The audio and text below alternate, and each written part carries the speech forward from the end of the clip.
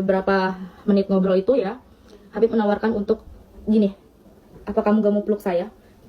Saya bingung gini. Enggak Bib, makasih, saya risih, saya bilang kayak gitu. Enggak apa-apa, mumpung kita lagi ketemu, dia bilang kayak gitu kan. Akhirnya terjadi dipeluk, terus saya dicium keningnya, habis itu saya direbahkan. Assalamualaikum warahmatullahi wabarakatuh. Hamdan wa syukran lillah ma ba'du. Sobat guys yang dimuliakan oleh Allah Subhanahu wa taala dimanapun berada. Sahabat guys, baru-baru ini sedang ramai ya sahabat guys ya, tentang pengakuan daripada seorang perempuan bernama Ratu Qori. Dia itu sahabat guys, ngakunya itu di aham-aham sahabat guys sama Habib Rifqi. Apakah benar seperti itu? Kita simak dulu videonya sahabat guys. Santai aja, beliau pun ngajak saya ngerokok bareng gitu, santai aja, dia bilang kayak gitu. Ya Bib, saya bilang kayak gitu kan. Nah setelah itu dia bilang lanjutkan obrolannya. Nah waktu di bawah itu kan obrolannya itu lebih ke tentang beliau dari masa zaman dahulunya gitu kan. Nah di sini itu dia bertanya kepada saya, kenapa Qori bisa depresi?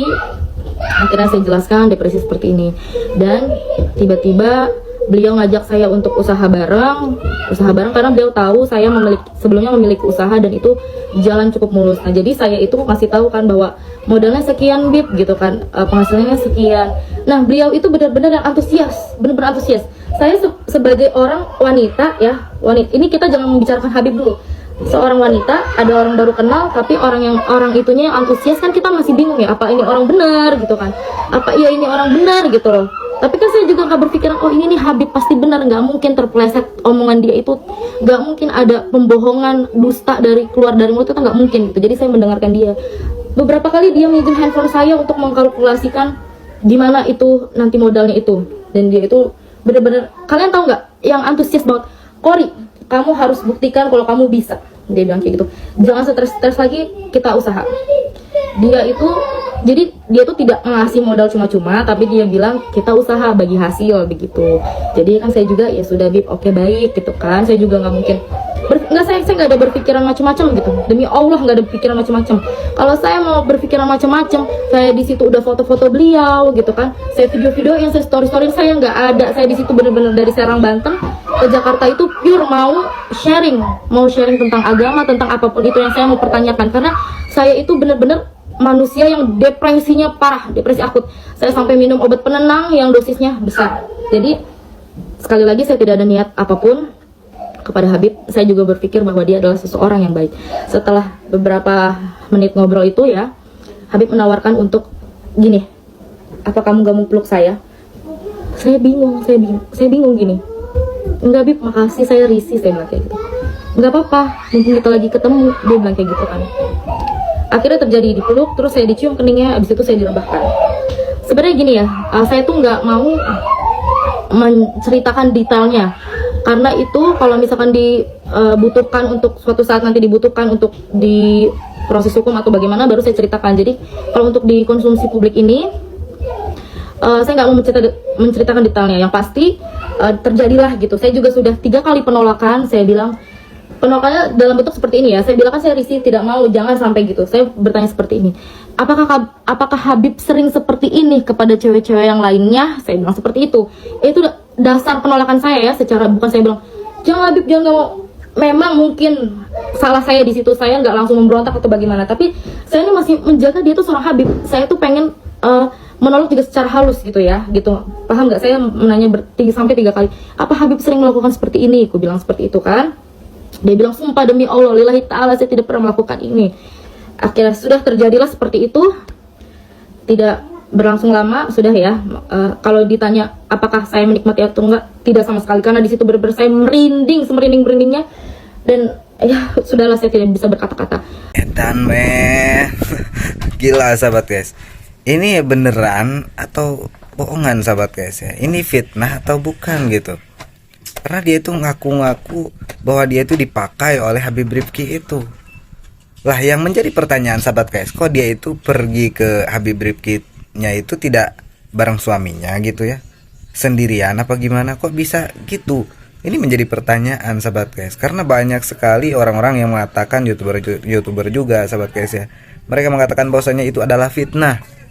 Itu adalah fitnah kepada Habib Rifqi, ingin menjatuhkan Habib Rifqi. ingin menjatuhkan nama habaib sahabat guys. Namun ketika banyak orang yang mengatakan bahwa itu adalah sebuah fitnah, dia menjawab tuduhan fitnah itu sahabat guys ya. Seperti ini videonya. Saya Ratu Kori. Di video kali ini saya mau meluruskan ya, orang-orang yang berbicara tentang A, B, C, D, katanya saya fitnah, saya adalah cewek bayaran dari pihak yang kontra kepada Habib-Habib tersebut gitu kan. Di sini saya mau kasih tahu, kemarin ada yang bilang bahwa yang nge-like story saya itu adalah akun palsu. Nah, saya jelaskan ya. Akun beliau itu, akun dia itu sudah tutup sekitar 2 bulan yang lalu. Nah, yang di searching sama YouTuber itu ya, bla bla bla, S-nya itu belakangnya ada 2, sedangkan yang like postingan saya itu S-nya ada 1. Di situ aja udah beda gitu kan. Jadi kalau mau cari kebenaran itu dipakai dulu nih ininya nih, apanya, rambutnya ya. Tahu lah ini apa ya kan. Terus ada juga yang bilang ini mah pasti ceweknya bayaran, speak up ini dibayar. Buat apa dibayar? Nama gue malu, mau berapa miliar lu bayar gue? Nggak mau gue. Ini tuh gue di sini mau menegakkan keadilan, nggak mau ada korbannya lagi. Gue pikir korbannya gue doang, ya Allah sakit hati banget gitu kan gue. Ternyata ada banyak, emang tabiatnya kayak gitu. Kenapa gue berani bilang gitu? Bukti-buktinya udah gue simpen semua.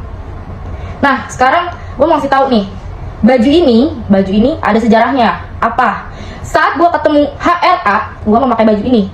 Ketika nanti kasus ini berlanjut sampai ada laporan dan segala macam, dibuktikannya CCTV, kecuali CCTV-nya belum dihapus ya, karena pengakuan dari dia, hotel tersebut adalah rumah kedua bagi dia. Korban-korban pun sering diajak ke hotel tersebut dan beberapa hotel lainnya. Kalau nanti suatu saat dibuktikan di CCTV itu saya pakai baju ini, berarti benar dong, buktinya sudah ada dari baju juga ya. Tuh, masih gue simpen ya kan, walaupun gue agak jijai pakainya. Kemudian ada permasalahan, kenapa saya dibayar? Karena saya dandan nih. Sorry, ini muka asli saya nggak pakai filter, mungkin kemarin pakai filter. Yang namanya cewek dandan, apalagi mau diposting sosial media, nggak mungkin baru bangun tidur bikin video, siapa yang mau lihat? Nggak ada. Jangankan mau bikin posting di sosial media, mau ke warung aja pakai lipstick, tuh cewek-cewek. Jadi nggak usah lah, maksudnya berasumsi bahwa si cewek ini dandan segala macam itu dibayar. Nggak nyambung, nggak ada sangkut pautnya. Semua cewek juga dandan, cowok juga ada yang dandan ya kan, sampai ganti kelamin maafnya ya kan. Jadi itu nggak ada sangkut pautnya. Terus dibilang, ih bener nih, ini memang gangguan mental. Siapa yang bilang gua normal-normal aja? Nggak ada. Terus dibilangnya, tuh lihat postingannya yang ini pakai jilbab, yang ini enggak. Dilihat dulu tahunnya tahun berapa. Yang pakai jilbab tahun 2017, udah lama banget. Namanya gue seorang wanita muslim diwajibkan untuk pakai jilbab. Tapi gue nggak mau munafik, gue mau belajar dulu tentang kenyamanan pakai jilbab. Belajarnya itu dari tahun-tahun lalu gitu loh. Ya, terus ada juga tuh yang bilang YouTuber ya, gue tandain lu bilang gue cewek murahan, lu bilang gue cewek lom, ya, gue tandain. Lu, nih gue cewek, gue mau ngajak lu ketemu, ya, ketemu ayo. Nggak takut gue sama lu udah ngomong kayak gitu, kurang ajar lu. Sekarang udah deh, nih gue mau membuka pikiran kalian nih yang belum tersadar, yang masih membela si Ono. Dia sudah melakukan, tapi dibilangnya fitnah. Kalau memang fitnah, laporkan, kata orang-orang gitu kan. Tapi ternyata Anda tidak melaporkan, hanya memberi peringatan gitu. Kenapa?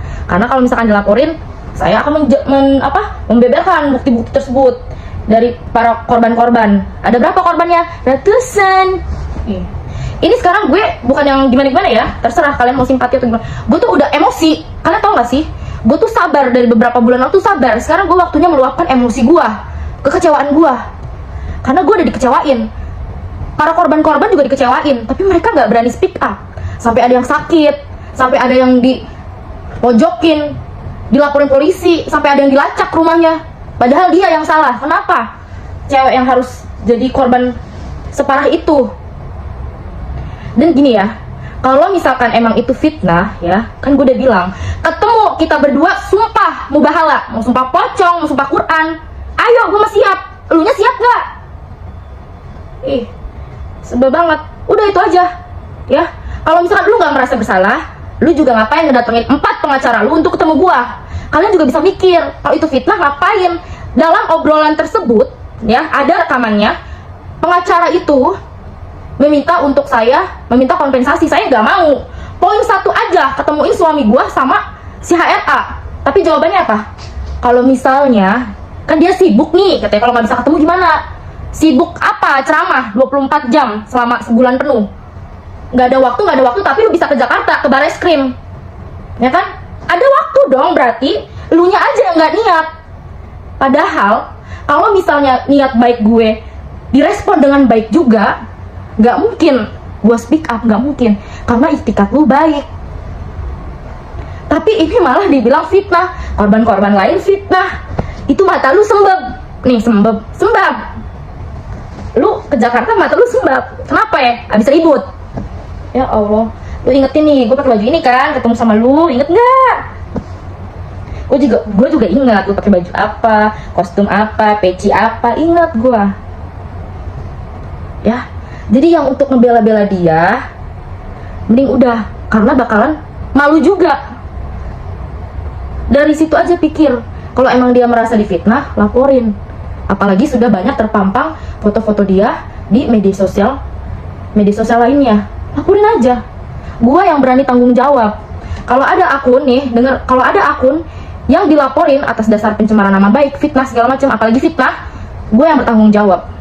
Gue yang bertanggung jawab atas para korban-korban juga. Gue nggak mau melibatkan mereka, ya. Di sini gue yang berani speak up. Kalau lu merasa itu fitnah, nggak apa-apa, laporin gue cepat, biar gue bisa membeberkan buktinya. Karena gue nggak mau, ya, bagi-bagi bukti di media sosial. Nggak, gue nggak tipe seperti itu. Udahlah, gue tuh cuman minta lu klarifikasi, minta maaf sebelum para korban yang lainnya datang ke gue. Gue juga tahu lo lagi deket sama siapa, gue tahu. Lu bukannya minta pertolongan sama Allah, minta maaf, minta ampun, minta tobat, minta maaf ke keluarga lu, ke anak istri lu.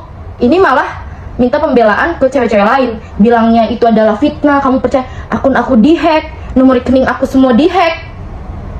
TAI, tau gak? Buat yang ngebela-bela lagi nih, sebel banget gram gue, segala dandan dibahas. Terus maksud lo gimana? Gue bikin video harus ngegundulin pala gitu? Sengaja gue mah, biar makin dihujat. Kepala pakai ini, kacamata, pakai jam, kuku warna-warni, biarin, gak munafik. Terus ada yang bilang si HRA nggak ngerokok, rokok dia downhill, tit. Udah mau downhill malah tit, ya kan? Orang yang tahu kebenarannya mah pasti ngakak. Apa yang gue omongin itu semua benar. Ini lagi kenapa gue nyenggol supirnya ngechat para korban. Ini kamu ya, ini jangan speak up dong, gini takut. Karena apa? Supirnya tahu kebusukan dia, nganterin sana sini ketemu cewek, si ininya di kamar sini, si supirnya dibukain kamar. Orang maksiat lo dukung, mending lu jangan jadi supir, lu jadi pemandi jenazah aja, ya. Gue geram ini gue tuh melakukan emosi.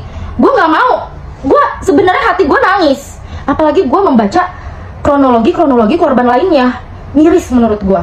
Ternyata gue belum seberapa, walaupun ini sakit hatinya luar biasa, tapi belum seberapa.